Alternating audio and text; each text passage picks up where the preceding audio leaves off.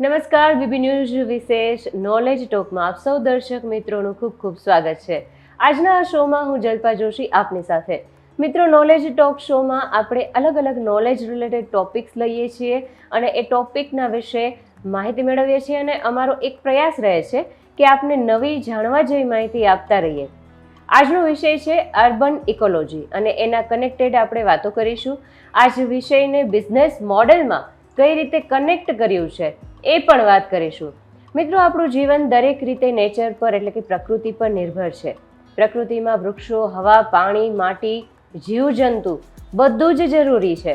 માનવજાતને ટકાવી રાખવા માટે પર્વતો, નદી, સમુદ્ર બધું જરૂરી છે. આ એક સાયકલ જ છે જે એક ચોક્કસ રીતે ચાલે એ પણ જરૂરી છે. આજના શોમાં આપણી સાથે આજે જોડાયા છે શિવમભાઈ ભટ્ટ, કે જે એક યુવાન પ્રકૃતિવાદી છે. ઇકોલોજી માટે આવડત ધરાવતો આ પ્રકૃતિવાદી શિવમભાઈ ભટ્ટ એજ્યુકેશનની દ્રષ્ટિએ જોઈએ તો કેમિકલ એન્જિનિયર છે. તેઓ થ્રુ આઉટ ધીસ જર્ની એક સ્કોલર રહ્યા છે. તે માને છે કે તેનું તકનીકી જે નોલેજ છે એ ખરેખર ક્યાંક પ્રકૃતિ પ્રત્યેના તેના જુસ્સાને એકદમ પૂરક બનાવે છે અને એમને કામ પણ આવે છે. આજે આપણે પ્રકૃતિ, વનસ્પતિ, જૈવ વિવિધતા, ગાર્ડનિંગ બધા જ વિષયો વિશે વાત કરીશું. તો શિવમભાઈ, આપનું અમારા સ્ટુડિયોમાં ખૂબ ખૂબ સ્વાગત છે.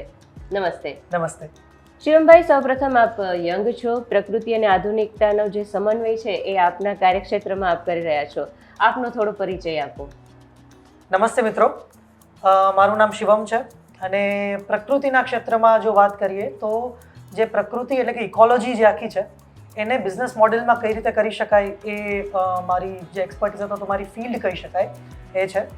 અને પ્રકૃતિ માટેના સારા કામોને આપણે મોટા પાયે કઈ રીતે કરી શકીએ અને સાથે સાથે પ્રકૃતિને બચાવવાનું જે આખું મોડ્યુલ છે એને લોકો સુધી કઈ રીતે પહોંચાડી શકીએ એ ક્ષેત્રમાં હું કામ કરું છું. ખૂબ સરસ શિવમભાઈ, આપનું કાર્યક્ષેત્ર પણ એ રીતે આપણે પસંદ કર્યું છે જે આપનો શોખ કહી શકાય. આપનો શોખ હતો આ બાબતે? જી, પહેલેથી મારો શોખ છે પ્રકૃતિ, જીવજંતુઓ, પ્રાણીઓ, વનસ્પતિઓ આ બધું રહ્યું છે. તો આ શોખના ક્ષેત્રમાં જ કંઈક આગળ વધીને કરીશું એવું પહેલેથી થોડો ખ્યાલ હતો, પણ હવે જઈને એમાં પ્રોપર આગળ કઈ રીતે વધી શકાય એ ડિરેક્શનમાં અમે કામ કરી રહ્યા છીએ. ઓકે શિવમભાઈ, આપ સાદી અને સરળ ભાષામાં, કારણ કે આ બધા વિષયો એવા છે કે જે લોકોને એટલા બધા હેબિટ્યુડ નથી હોતા, એટલા બધા જાણતા નથી હોતા કે આ વાતને આપણે કઈ રીતે લઈ શકીએ. તો સાદી સરળ ભાષામાં દર્શક મિત્રોને અર્બન ઇકોલોજી એ આજનો આપણો ટોપિક છે, તો એના વિશે આપ માહિતી આપો. મિત્રો, અર્બન ઇકોલોજી એટલે શબ્દોને પહેલા આપણે જાણી લઈએ તો અર્બન એટલે કે શહેરી વિસ્તારો જે છે જ્યાં લોકોના રહેણાંક વિસ્તારો છે એવા એરિયાઝની વાત થઈ છે. અને ઇકોલોજી એટલે કે આપણી આસપાસનું નિવસન તંત્ર, એટલે કે આપણી આજુબાજુના પશુ, પક્ષીઓ, જીવજંતુઓ, વનસ્પતિ બધું જ મળીને જે એક તંત્ર બનાવે છે એને આપણે ઇકોલોજી કહીએ છીએ. તો અર્બન ઇકોલોજીમાં આપણે પ્રકૃતિના એવા કાર્યો કરીએ છીએ કે જેથી કરીને શહેરી રહેણાંક વિસ્તારો છે એ અને લોકોની આસપાસના જે વિસ્તારો છે એને ફાયદો પહોંચાડી શકાય. અને એમાં સાથે સાથે જંગલો, વગડાઓ એ બધાનું તો કન્ઝર્વેશન આવે જ છે, જરૂરી છે, પણ સાથે સાથે લોકો સુધી પહોંચાડવાની વાત આમાં મુખ્ય છે. શિવમભાઈ, આપણે એ બધું જાણીએ છીએ કે અત્યારે આ બધું ખૂબ જ જરૂરી છે.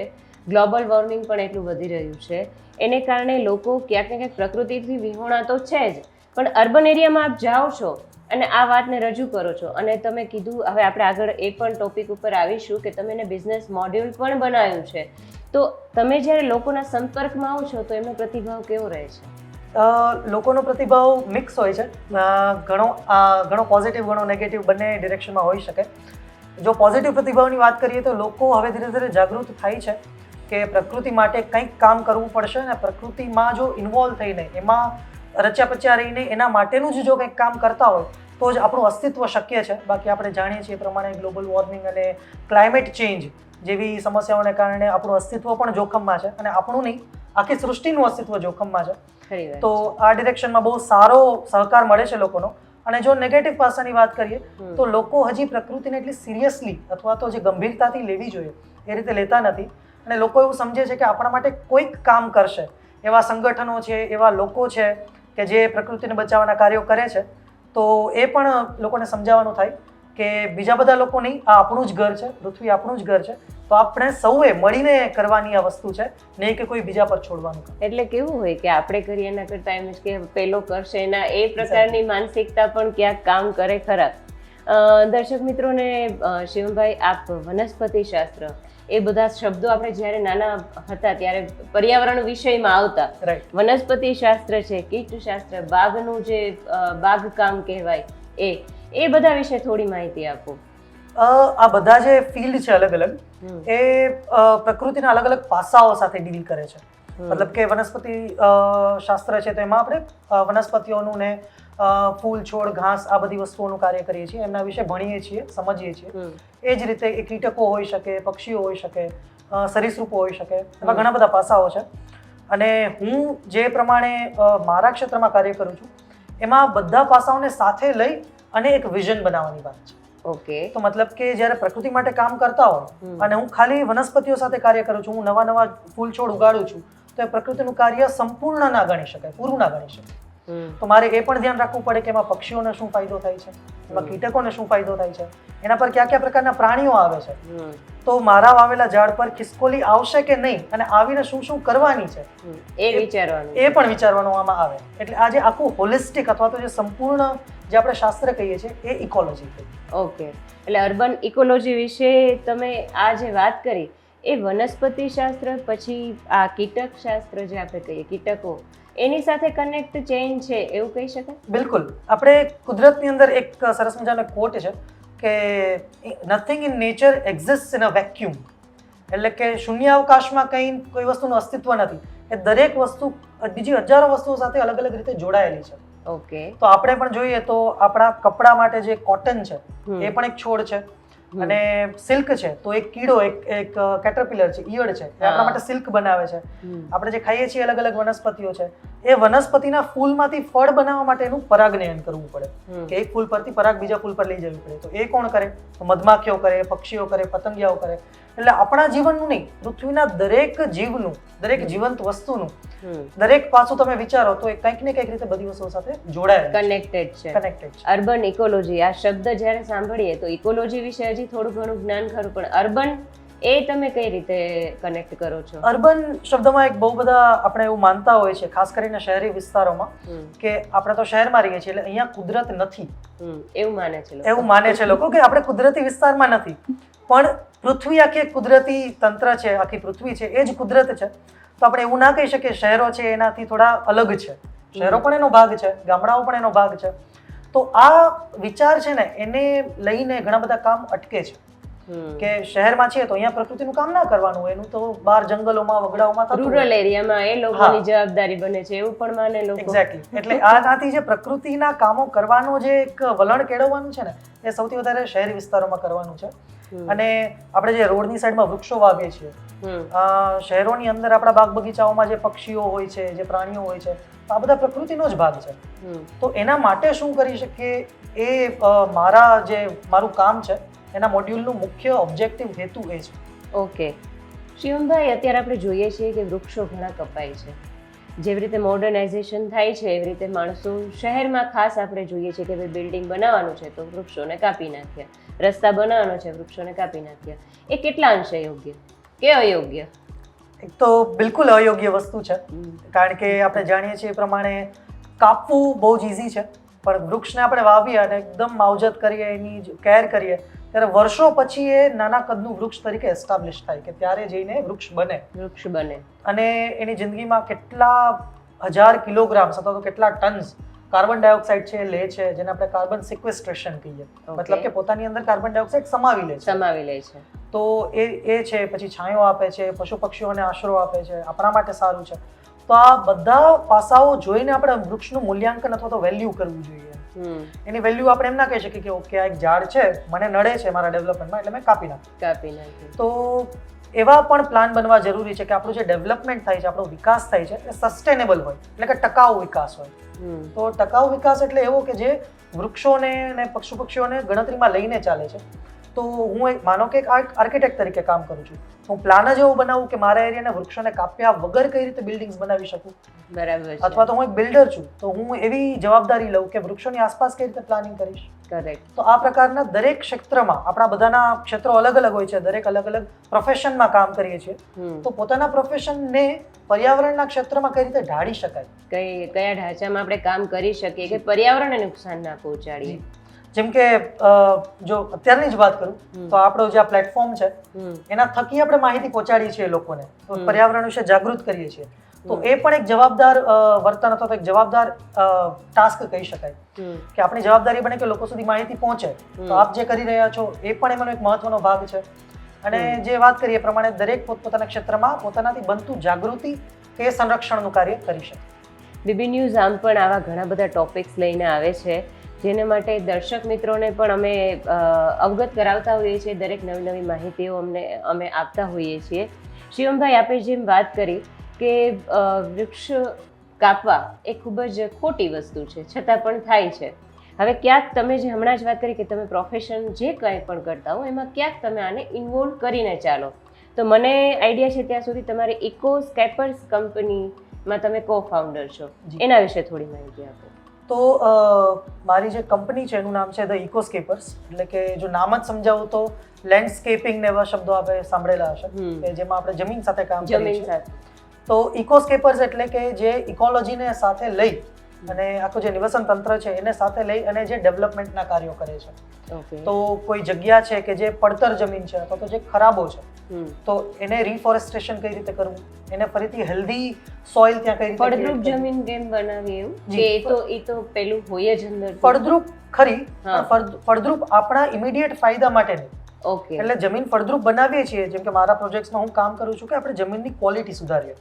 તો એ ક્વોલિટી સુધારવાનું રીઝન એ નથી કે મારે એમાંથી પાક લેવાનો છે, એ ફળદ્રુપ જ બનાવું છું, પણ એનું જે કામ છે, એનું જે હેતુ છે એ બીજા બધા વૃક્ષો વનસ્પતિઓ ત્યાં ઉગી શકે કુદરતી એના માટે છે.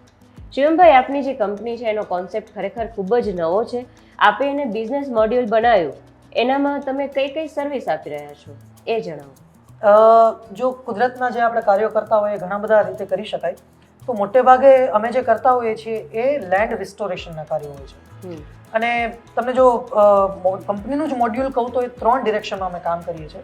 પહેલી ડિરેક્શન છે એ છે રિસ્ટોરેશન. રિસ્ટોરેશન એટલે કે જે ખરાબાની જમીનો છે કે જે બગડી ગયેલી જમીનો છે કે જ્યાં પ્રકૃતિ ભૂતકાળમાં ખૂબ સરસ રીતે પાંગરેલી હતી, ખૂબ સરસ હતું, સારું હતું, હવે લોકોએ ખતમ કરી નાખ્યું છે અથવા તો લોકોની પ્રવૃત્તિઓ જે અલગ અલગ છે એનાથી ખતમ થઈ ગઈ છે, તો એને રિસ્ટોર કરવાનું કાર્ય છે. બીજું જે છે એ છે નેચર એજ્યુકેશન. તો એની અંદર લોકોને જાગૃત કરવા, કેમ્પ્સ અને ઇવેન્ટ્સનું આયોજન કરવું કે જેમાં લોકો પ્રકૃતિ વિશે જાણી શકે અને એની સાથે જોડાઈ શકે. કારણ કે મારું ખરેખર એવું માનવાનું ખરું, મારું અથવા તો કંપનીમાં અમારા બધા લોકોનું, કે તમે પ્રકૃતિના પ્રેમમાં ના હો તો બચાવી ના શકો. તમે બચાવવાનું કાર્ય એ જ વ્યક્તિ માટે કરો કે જેના પ્રેમમાં હો તમે. તો જ્યાં સુધી પ્રકૃતિ સાથે જોડાયેલા નથી, તો એક્સપેક્ટ ના કરી શકે કે લોકો એના માટે કંઈક કરે. તો એના માટે નેચર એજ્યુકેશન પણ છે. અને જે ત્રીજું પેરેલલ છે એ છે નેચરનું મટીરિયલ અથવા તો પબ્લિકેશન. તો જે નેચરના કુદરતને લગતા પુસ્તકો છે, પુસ્તિકાઓ છે નાની નાની, કે ફ્લાયર્સ છે, એવું બધું ડિઝાઇન કરીને ડિસ્ટ્રીબ્યુટ કરવાનું કાર્ય કરીએ છીએ, જેથી કરીને સરકારી શાળાઓ છે કે ગવર્મેન્ટ પ્લેસીસ છે કે જે પબ્લિક પ્લેસીસ છે ત્યાં પણ લોકો આ બધા મટીરિયલ્સનો એક્સેસ મેળવી અને માહિતી મેળવી શકે. જનરલી શિવમભાઈ એવું હોય છે કે કોઈ પણ પ્રકૃતિને રિલેટેડ અથવા તો પર્યાવરણને લગતી કોઈ પણ માહિતી હોય અથવા તો કોઈ પણ એક્ટિવિટી હોય તો માણસો એને એવું સમજે છે કે આ એક સેવાકીય પ્રવૃત્તિ છે. તમે એને કમર્શિયલ લીધું છે અને તમે એક બિઝનેસ મોડ્યુલ બનાવ્યું છે અને તમે એમાં સારા એવા લેવલ પર કામ પણ કરી રહ્યા છો. તો તમને શું લાગે છે, કમર્શિયલ આ કર્યું એના માટે તમારો અનુભવ કેવો રહ્યો? કે તમને પોઝિટિવ લાગ્યું કે નેગેટિવ લાગ્યું, અથવા તો તમને ફંડિંગમાં ક્યાં ઇશ્યુ આવ્યો, કયા કયા ચેલેન્જીસ તમે ફેસ કર્યા, એના વિશે થોડું જણાવો. આ બહુ ઇન્ટરેસ્ટિંગ પ્રશ્ન છે, કારણ કે તમે કીધું એ પ્રમાણે પ્રકૃતિની જ્યારે વાત કરીએ ત્યારે સેવા જ સીધી મગજમાં આવે. અને વાત ખરી છે, આપણે પ્રકૃતિની સેવા કરીએ જ છીએ બધા પોતપોતાની રીતે, પણ જ્યારે કંપની શરૂ કરવાનો જ્યારે વિચાર આવતો હતો મને અને મારા કો ફાઉન્ડર બીજા જે છે દૈવતભાઈ, અમે બંને સાથે મળીને જ્યારે કંપની શરૂ કરી અને વિચારતા હતા ત્યારે એવું વિચાર્યું કે લોકો અને ઇન્ડસ્ટ્રીઝ જે છે બધી, કેમિકલ ઇન્ડસ્ટ્રીઝ લઈ લો, ફર્ટિલાઇઝર્સ લઈએ કે બિઝનેસીસ લઈ લઈએ, તો આ બધું એવું છે, માણસોની પ્રવૃત્તિઓ એવી છે કે જે પ્રકૃતિનો ઉપયોગ કરીને પ્રકૃતિને નુકસાન પહોંચાડીને એમાંથી આવક મેળવે છે, એમાંથી અર્નિંગ કરે છે. તો પ્રકૃતિને બચાવવાના કાર્યમાં તો અર્નિંગ કરવામાં કોઈ ઇશ્યુ ન હોવો જોઈએ.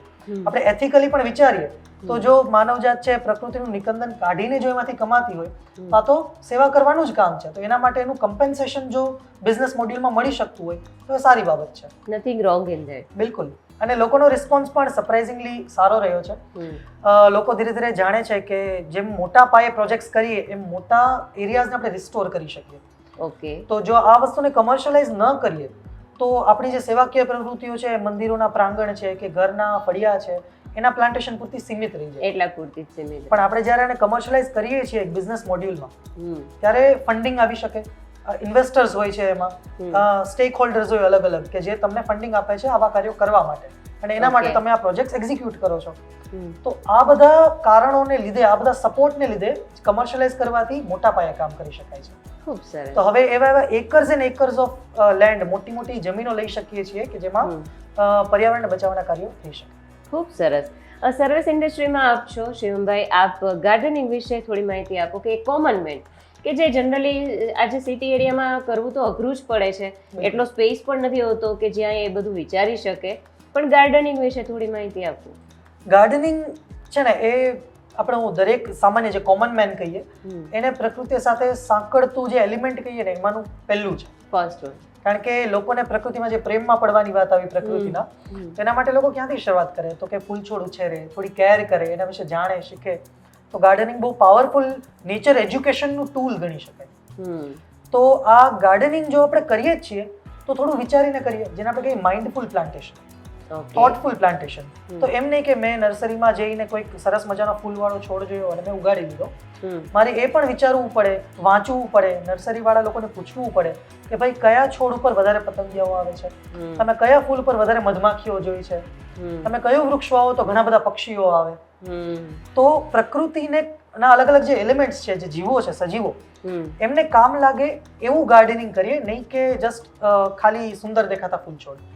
જો ખાલી ફૂલ છોડ વાવેલા છે અને એના પર કોઈ પતંગિયા, મધમાખી, પશુ પક્ષી નથી આવતા તો અમે એને ગ્રીન ડેઝર્ટ કહીએ છીએ. ગ્રીન ડેઝર્ટ કે રણ પ્રદેશ છે પણ ખાલી લીલો છે, હરિયાળો છે. હરિયાળો દેખાવમાં સારું લાગે છે, બિલકુલ, પણ બેનિફિટ કદાચ કશો જ નથી. બિલકુલ બરાબર ને? હું સમજુ છું ત્યાં સુધી એનો અર્થ એવો થયો બિલકુલ કે એનું પ્રકૃતિમાં યોગદાન કંઈ નથી. ઓકે. એનું યોગદાન નથી, એ ખાલી આપણા માટે જે એસ્થેટિક વેલ્યુ કહીએ, જે સુંદરતા, એના માટે કરેલું છે. જે આમ પણ બીજા ફૂલ છોડ વાવો તો પણ સુંદર તો લાગવાનું જ છે. તો થોડા સમજી વિચારીને વાવ્યું તો સાથે સાથે પ્રકૃતિનું કામ પણ થઈ શકે. એટલે કોઈ પણ આજે તમે પ્લાન્ટેશન કરો છો તો એની પાછળનું હેતુ, એની પાછળનું જે બેનિફિટ છે એ પણ જાણવા જરૂરી છે. બિલકુલ. તો અહીંયા એક પોઈન્ટ એવો યાદ આવે કે પ્રકૃતિ વિશેનું શિક્ષણ, એની જરૂરિયાત કેટલી? ખૂબ જ. પ્રકૃતિ શિક્ષણની જરૂરિયાત અત્યારે તો ખૂબ જ છે, કારણ કે ગામડાઓના અને રૂરલ એરિયાના લોકો હજી ઘણા જોડાયેલા છે પ્રકૃતિ સાથે, પણ જેમ જેમ અર્બનાઇઝેશન થાય છે, ડેવલપમેન્ટ થાય છે, એમ આપણે ટચ જે આપણો પ્રકૃતિ સાથેનો છે ગુમાવી રહ્યા છીએ. તો પ્રકૃતિ શિક્ષણના ઘણા બધા પાસાઓ હોઈ શકે. સ્કૂલ્સ બધી છે, એને હું કદાચ એવી ભલામણ કરું, એવી અરજી કરું કે પોતાના મોડ્યુલમાં, પોતાના એજ્યુકેશન મોડ્યુલની અંદર પ્રકૃતિ વિશેનું શિક્ષણ ઇન્ક્લુડ કરે. પછી અલગ અલગ બિઝનેસીસ છે તો એ ગ્રીન પ્રેક્ટિસીસ વધારે, એટલે કે એવી પ્રેક્ટિસીસ, એવા જેમ કે એસીનો ઉપયોગ છે, પંખા ટીવીનો ઉપયોગ છે, અથવા તો ટ્રાન્સપોર્ટેશન છે, વાહન વ્યવહાર છે, આ બધામાં એવા ઓલ્ટરનેટિવ્સ યુઝ કરીએ કે સોલાર એનર્જી અને ઓછું પ્રદૂષણ થાય, આવા બધા પાસાઓ વિચારીએ. અને બીજો એક ફોરેસ્ટ ડિપાર્ટમેન્ટ જે છે, વન વિભાગ છે, એનો સરસ મજાનો પ્રયાસ છે કે એ લોકો દર વર્ષે શિયાળામાં ગામડાઓની સ્કૂલના જે બાળકો છે એમને નેચર એજ્યુકેશન આપવા માટે કેમ્પ્સ કરે છે. તો અલગ અલગ ગીર, ડાંગ, પોળો, આવા બધા અલગ અલગ જંગલોમાં કેમ્પ થતા હોય છે, જેનાથી આપણું રૂરલ જે પબ્લિક છે એ પણ ઘણો ફાયદો મેળવે છે. તમે આ બધી જે પ્રવૃત્તિઓ કરી રહ્યા છો, તમે સેવાકીય પ્રવૃત્તિમાં પણ એક્ટિવ છો, બરાબર છે? તમારું કંપનીનું તમે રજિસ્ટ્રેશન કરાવ્યું, તમે એને કમર્શિયલી લઈ ગયા, દેટ ઇઝ ઓકે. પણ તમારા થ્રુ આઉટ ધીસ જર્ની, તમે જ્યાં ક્યાંય પણ પ્રવૃત્તિમાં ગયા છો, એમાં કેવો આપનો અનુભવ રહ્યો કે ભાઈ અર્બન એરિયાના લોકો અને રૂરલ એરિયાના લોકો, એ બંનેની કમ્પેરિઝન વિશે આપણે વાત કરીએ તો એના વિશે તમે શું કહેશો? એ પણ એક સરસ મજાનું ઓબ્ઝર્વેશન છે કે આમ શ્યોર કે ઘણા બધા લોકોએ પણ આ ફીલ કરેલું હશે કે જે રૂરલ એરિયાના, જે ગામડાના વિસ્તારના લોકો છે એ એકદમ રૂટ લેવલે, ગ્રાસ રૂટ લેવલે પ્રકૃતિ સાથે જોડાયેલા છે. એટલું નોલેજ ઓલરેડી એની પાસે, એટલું નોલેજ છે ને પ્રેક્ટિકલ નોલેજ છે, એટલે તમે એનું સીધું ઇમ્પ્લિમેન્ટ કરી શકો.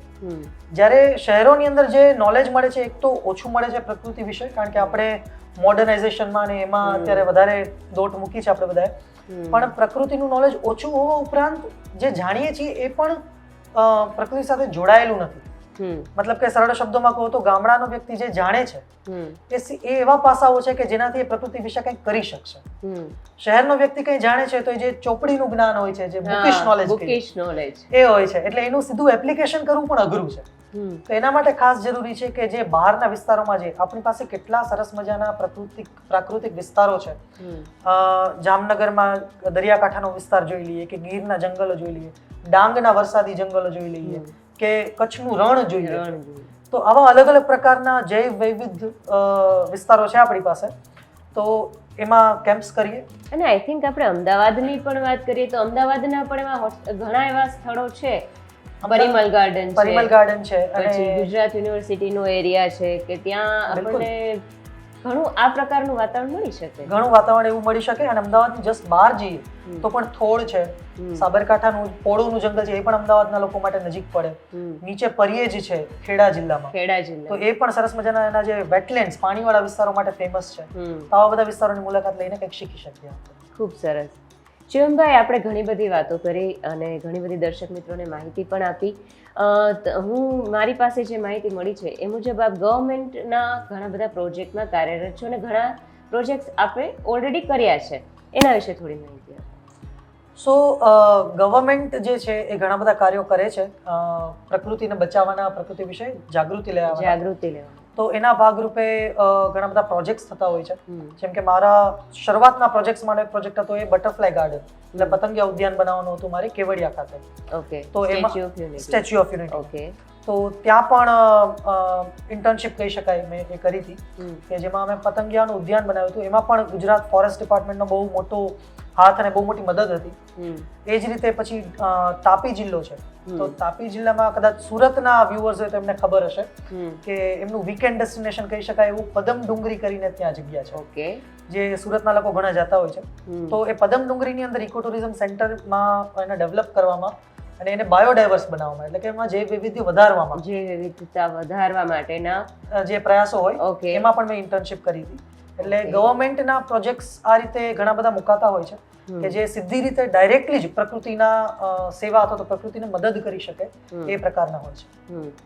શિવમભાઈ, આપણે જેમ કહ્યું એ રીતે ઘણા બધા ગવર્મેન્ટ પણ તમને સપોર્ટ તો કરતા હશે આ દરેક પ્રોજેક્ટમાં, પણ પર્યાવરણની જ્યારે સંરક્ષણની વાત આવે, ત્યારે શહેરી વિસ્તારની વાત આવે, ત્યારે આપણને એક વિચાર એવો પણ આવે કે આપણી સંસ્કૃતિમાં ભારતનું સ્ટેન્ડ કેવું રહ્યું છે કે આપણે પ્રકૃતિની પૂજા કરીએ છીએ, નદીને આપણે માતા માનીએ છીએ, વૃક્ષોની પૂજા કરીએ છીએ, છતાં પણ જ્યારે પર્યાવરણને બચાવવાની અથવા પ્રકૃતિના સંરક્ષણની વાત આવે ને ત્યારે થોડી નિરાશા તો લાગે. એનું કારણ શું? એના કારણો ઘણા બધા હોઈ શકે, પણ મારી સમજણ પ્રમાણે મને એવું લાગે છે કે આપણે ધીરે ધીરે મોડર્નાઇઝેશન થાય છે, અર્બનાઇઝેશન થાય છે, શહેરીકરણ, એમ આ બધા વસ્તુઓથી દૂર જતા રહ્યા છે. તો પ્રકૃતિને જે આપણે સંસ્કૃતિમાં જે મહત્વ આપવામાં આવ્યું છે ને, એ એટલા માટે નથી કે આપણે એમાંથી કંઈક ફાયદો મેળવી શકીએ. એ એટલા માટે છે કે આપણે પ્રકૃતિને બચાવવાની છે. એ આપણો એક બેઝિક ફંડામેન્ટલ એક સમજણ હોવી જોઈએ, બરાબર, જે કેળવવા માટે આપણી સંસ્કૃતિમાં આ બધું છે. તો સંસ્કૃતિ આપણને એમ નથી કહેતી કે તમે વૃક્ષો વાવો એટલે તમને છાંયો મળશે. એ એવું કહે છે કે વૃક્ષો વાવો જેથી કરીને એરિયા સારો બની શકે, બીજા પશુ પક્ષીઓ આવી શકે. તો આપણું જે સંસ્કૃતિની અંદર આ બધા એલિમેન્ટ્સ છે ને, એનું ક્યાંક ને ક્યાંક આની સાથે વૈજ્ઞાનિક રીતે કનેક્ટેડ, વૈજ્ઞાનિક રીતે એની અસરો બહુ જ મોટી છે, પણ આપણે એને બહુ સ્વાર્થી રીતે જોવા માંડ્યા છીએ અને ત્યારથી આપણું જે ડિસ્કનેક્ટ છે ને એ શરૂ થયું છે. કે હું મારા માટે ઝાડ વાવી લઉં એટલે મારા ફળિયામાં છાંયો આવે. હું જ્યારે એવું વિચારવાનું ચાલુ કરું કે આ વૃક્ષ વાવવાથી મારી આજુબાજુની પ્રકૃતિને શું ફાયદો થશે, ત્યારે આપણા જે રૂટ્સ છે, આપણી સંસ્કૃતિ છે, એની સાથે આપણે પાછા જોડાયેલા માની શકાય. ડેફિનેટલી. શિવમભાઈ, અર્બન ઇકોલોજી વિશે આપણે વાત કરી, પ્રકૃતિ વિશે વાત કરી, તો અર્બન ઇકોલોજીની સાથે તમે દર્શક મિત્રોને શું કહેવા માંગો છો? એટલું જ કહીશ કે પ્રકૃતિ આપણી આસપાસ બધે જ છે અને પ્રકૃતિ આપણાથી અલગ વસ્તુ નથી, આપણે જ એનો ભાગ છીએ. તો આપણા માટે આપણે જેમ રેગ્યુલર વસ્તુઓ કરતા હોય કે પોતાનું ધ્યાન રાખવું, આપણે રેગ્યુલર રૂટીને બ્રશ કરીએ છીએ, નાહીએ છીએ, તો જે પોતાનું ધ્યાન રાખવાની બાબત છે એટલા જ પ્રેમથી ને એટલી જ કાળજીથી આપણે પ્રકૃતિનું ધ્યાન રાખીએ, પોતાને એનો ભાગ ગણીને. પોતાનો ભાગ. તો આ માટેના પગલાઓની અંદર જો શહેરી વિસ્તારોની વાત કરીએ તો સમજણપૂર્વકના વૃક્ષો વાવવા એ એક પહેલું પાસું હોઈ શકે. નેટિવ એટલે કે દેશી વૃક્ષો જે છે અહીંના, એટલે પછી એમાં બાવળ હોઈ શકે, બોરડી હોઈ શકે, કેસુડા હોઈ શકે, આવા વૃક્ષો વધારે વાવીએ. અત્યારે આપણે જોવા જઈએ તો લોકો છે એ બહારના વૃક્ષો વાવવાનું વધારે પ્રિફર કરે છે. ક્રેઝ થઈ ગયો છે. એકદમ ક્રેઝ થઈ ગયો છે કે ફોરેનના, બ્રાઝિલના વૃક્ષો, આફ્રિકાના વૃક્ષો ભારતમાં વાવવામાં આવે છે, કારણ કે એમાં ફૂલ સરસ મજાના આવે છે, એમાં છાંયો સરસ મળે છે. પણ આપણી પ્રકૃતિમાં એનું કોઈ યોગદાન નથી એ વૃક્ષોનું. તો આપણે આપણા દેશી વૃક્ષોનું વાવેતર કરીએ. ચોમાસું પણ નજીક છે, તો આ વસ્તુની ખાસ કાળજી લઈએ કે જે વૃક્ષો વાવીએ એ આપણા લોકલ વૃક્ષો હોય. આ માટે તમે બુક્સ વાંચી શકો, જે નેચરમાં જે જાણકાર હોય એવા લોકો સાથે વાતચીત કરી શકો, અથવા તો નર્સરીવાળા લોકોને પણ પૂછી શકો. અને એ ઉપરાંત ઘરે ગાર્ડનિંગ કરીએ એ પણ સમજી વિચારીને કરીએ.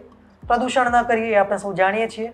અને બેઝિક આપણું જે રોજબરોજનું જીવન છે એમાંથી કઈ રીતે પ્રદૂષણ ઓછું કરી શકીએ એના પણ ઘણા પાસાઓ હોય છે. કપડાની બેગ લઈને જઈ શકીએ, નાના ડિસ્ટન્સ માટે સાયકલ ચલાવી શકીએ. તો આ બધા અલગ અલગ ઘણા પાસાઓ છે કે જે દર્શક મિત્રો પોતાની રોજબરોજના જીવનમાં પણ જો થોડું ઘણું અપનાવી શકે તો પ્રકૃતિ માટે ઘણો ફાયદો થાય. તો આ હતા આપણી સાથે શિવમ ભટ્ટ, કે જે એક નેચર એક્સપર્ટ છે, કેમિકલ એન્જિનિયર હોવા છતાં પ્રકૃતિના ક્ષેત્રમાં એમણે એમનું બિઝનેસ મોડેલ પણ લાવ્યા છે અને ખૂબ જ સારી રીતે કાર્યરત છે. શિવમભાઈ, આપ આપના ક્ષેત્રમાં ખૂબ ખૂબ સફળતા મેળવો એવી અમારી શુભેચ્છા. આ સાથે જ બીબી ન્યૂઝ વિશેષ આ કાર્યક્રમ અહીં સંપન્ન કરીએ છીએ. દર્શક મિત્રો, આપ હસતા રહો, ખુશ રહો, જોતા રહો બીબી ન્યૂઝ ગુજરાત. નમસ્તે.